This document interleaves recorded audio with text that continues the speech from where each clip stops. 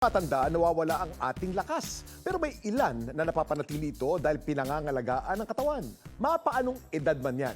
Yan ang aking kwentong dapat alam mo. Wala sa edad ang lakas at tibay ng katawan.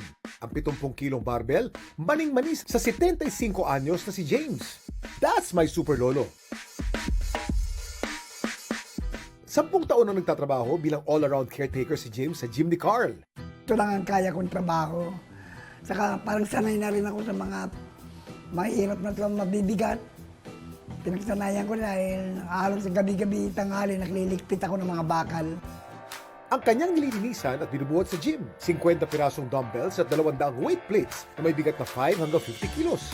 Parang lumalakas po ako, lalong lumalakas. Saka maganda sa katawan eh. Kasi pag hindi ako nakabuhat, parang nangihina ako eh.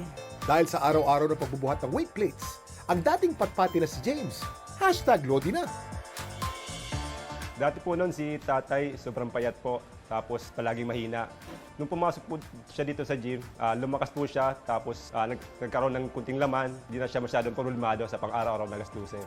Sa kabila ng edad, hindi pa raw nananakit sa pagbubuhat ng kanyang katawan. Wala naman ako nakaramdaman na po. Saka wala naman akong maintenance, yun lang ako. Parang ano na yun, bigay ng Panginoon yan.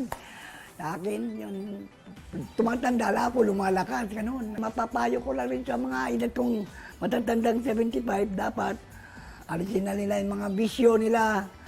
Tapos mag-exercise, kumain ng mga vitamina, protein, gulay, para umabot ng 75, lakas.